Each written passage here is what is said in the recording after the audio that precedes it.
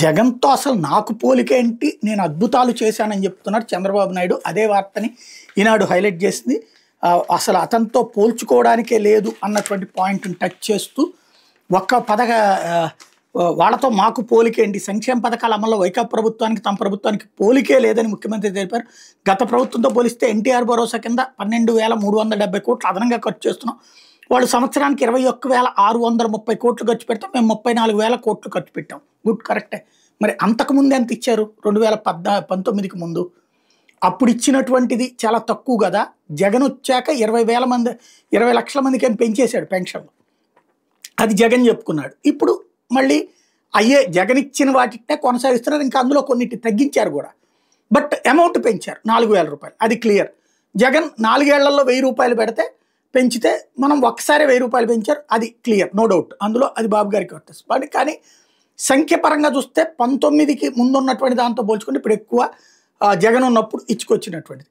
ఇది ఒక ఆస్పెక్ట్. లేకపోతే గత ప్రభుత్వం రైతులకి 7,500 ఇస్తే మేము 14,000 కేంద్రం ఇచ్చేదాంతో కలిపి 20,000 ఇస్తున్నాం. ఎస్, కరెక్టే. అప్పుడు అంతకుముందు అసలు ఇవ్వలేదు. రైతులకి ఇస్తానన్నటువంటిది 2014-19లో రైతులకి ఇస్తానన్నటువంటి రుణమాఫీనే చేయలే. అదే జగన్ వచ్చాక ఇస్తానన్నటువంటి డబ్బులు ఇచ్చాడు అతను కేంద్రం డబ్బులతో కలిపి ఎట్లా ఇస్తాడు అని విమర్శించినటువంటి చంద్రబాబు గారు, అట్లాగే 3 సార్లు ఇవ్వడం ఏంటి అని విమర్శించిన చంద్రబాబు గారు, తను వచ్చేటప్పటికి మళ్ళీ సేమ్ 3 సార్లు ఇస్తున్నారు. అట్లాగే ఏకదమ్ 20,000 ఇస్తానన్నటువంటిది చివరికి 14,000 ఇస్తామన్నారు, మళ్ళీ కేంద్రం డబ్బులతో అంటున్నారు. ఇది పోలిక కరెక్టా కాదా అన్నది నెంబర్ 2. నెంబర్ 3, దీపం పథకం కింద ఏడాదికి 3 సిలిండర్లు ఉచితంగా ఇస్తున్నాం, వాళ్ళు ఇవ్వలేదు, ఇది కరెక్ట్, నో డౌట్. అది అసలు జగన్ పట్టించుకోలేదు. రేట్లు కూడా పెరిగినాయి, ఆ టైంలో గ్యాస్ అస్సలు పట్టించుకోలేదు అతను.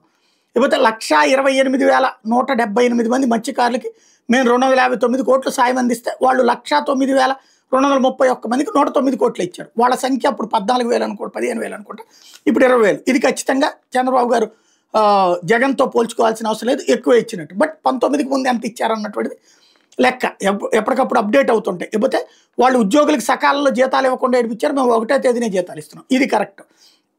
వాళ్ళు 94 కేంద్ర ప్రభుత్వ పథకాలు నిర్వీర్యం చేస్తే మేము పునరుద్ధరించాం. వాళ్ళు కొన్ని కేంద్ర ప్రభుత్వ పథకాలు అమలు చేశారు, మనం కొన్ని అమలు చేస్తున్నాం, ఇందులో తేడా ఉంటుంది.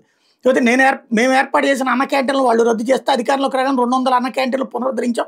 ఇప్పటి వరకు 2 కోట్ల మందికి 4 కోట్ల భోజనాలు అందజేసాం. కరెక్ట్, అన్న క్యాంటీన్లది వీళ్ళకే క్రెడిట్ వస్తుంది. అదే సందర్భంలో వాళ్ళు వచ్చేటప్పటికి తల్లికి అమ్మ ఒడి అనేది పెట్టింది వాళ్ళే కొత్తగా. అట్లాగే ప్రతి మహిళకి 18,000 రూపాయలు డబ్బులు పెట్టింది వాళ్ళే.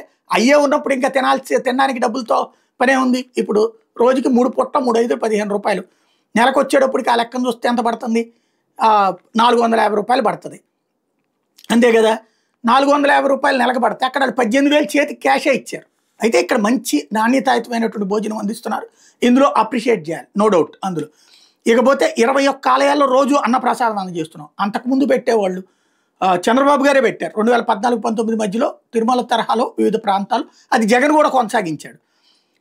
అది కానీ ప్రారంభించిన ఘనత అప్పుడు తిరుమలలోదైనా సరే మిగతాదైనా సరే తెలుగుదేశానికే వర్తిస్తుంది. లేకపోతే వాళ్ళు పరిశ్రమలు తరిమి కొడితే మేము యువతకి 20 లక్షల ఉద్యోగాల కల్పన లక్ష్యంగా పనిచేస్తున్నారు. వాళ్ళు ఎవరిని తరిమి కొట్ల, మనము ఇప్పుడు ఏడిపిస్తున్నాం కొన్ని పరిశ్రమలు, వాళ్ళు కొన్నిటి ఏడిపిస్తున్నారు. కాబట్టి పోలుస్తారు జనం, పోల్చకుండా ఎట్టుంటారు.